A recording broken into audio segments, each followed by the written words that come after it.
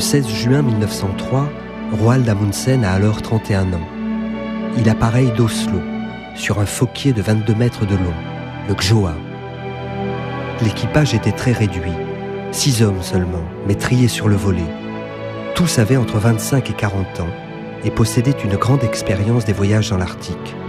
Chacun avait une spécialité dans le domaine scientifique, mais tous devaient participer à la manœuvre. Le 25 juin, le navire pénétrait dans l'Atlantique et le 11 juillet, il doublait le cap Farewell, à la pointe sud du Groenland. Le 25 juillet, il faisait escale dans le petit port danois de Godhavn, dans l'île d'Isko, plaque tournante des expéditions polaires arctiques. C'est là que le Gjoa prit à son bord, outre 10 chiens esquimaux, des traîneaux avec leur harnachement, 20 barils de pétrole, mais aussi de grandes quantités de saumon fumé. Le bateau leva l'ancre le 31 juillet par un temps magnifique. Des centaines d'icebergs dérivaient sur une mer parfaitement calme. Le 8 août, il était dans la baie de Melville, à la hauteur du détroit de Lancaster. Quelques jours plus tard, le Gjoa mouillait dans Dalrymple Rock, un rendez-vous de baleiniers écossais, qui y avait constitué un important dépôt de vivres et de pétrole pour l'expédition d'Amundsen. Cette astuce du capitaine avait évité au petit vaisseau d'affronter les parages dangereux de la mer de Baffin avec un chargement trop important qui aurait pu compromettre sa sécurité. Le 25 août, à 5 heures du matin, il pénétrait dans le détroit de Lancaster, cette antichambre de l'archipel arctique que tant de hardis marins avaient emprunté avant Amundsen.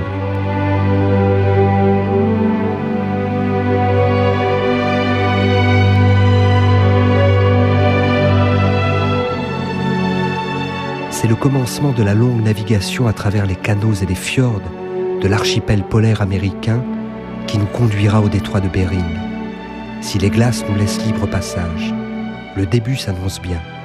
Effectivement, en cette année 1903, les Norvégiens allaient bénéficier de conditions exceptionnelles, puisque les glaces qui obstruaient généralement les chenaux de l'archipel arctique avaient fondu. Quand il s'engagea dans le détroit de Peel, qui s'ouvre entre l'île du Prince de Galles et l'île Somerset, Amundsen constata avec soulagement que le chenal était bien dégagé, ce qui n'avait pas été le cas lors des expéditions précédentes. Il se demandait néanmoins ce qu'il allait trouver aux abords du détroit de Bellot, où tous ses prédécesseurs de James Ross à McClintock avaient échoué.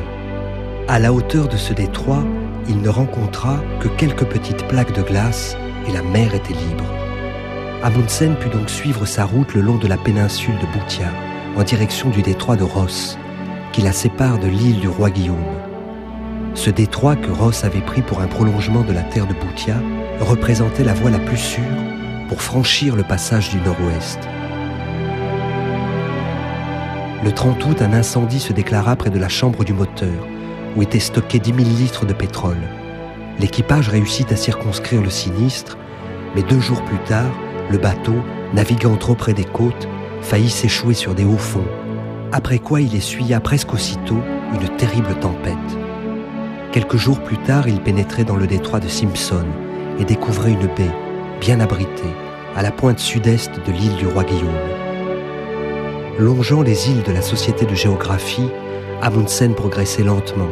Le 17 août, il atteignit l'île Jenny-Lind, à l'entrée du détroit de Victoria. Le plus dur était fait. Le voyage allait désormais se poursuivre à travers le détroit de Dease et le golfe du Couronnement, tous deux bien connus, qui séparent l'île Victoria du continent américain. Et le 19 août, le Gjoa abordait le dernier détroit, celui de l'Union et du Dauphin. Le 26 août, l'expédition était en vue du cap Nelson, la pointe méridionale de l'île de Banks, la dernière de l'archipel arctique, et elle déboucha dans le golfe qui porte aujourd'hui son nom, le golfe d'Amundsen. Le lendemain, 27 août, fut un grand jour. Son quart terminé, Amundsen se reposait dans sa cabine lorsque son second y pénétra en trombe. « Capitaine, une voile en vue !» Le temps est magnifique. Une fraîche brise d'est nous pousse rapidement, tandis qu'un roulis balance agréablement le navire. L'air est tiède.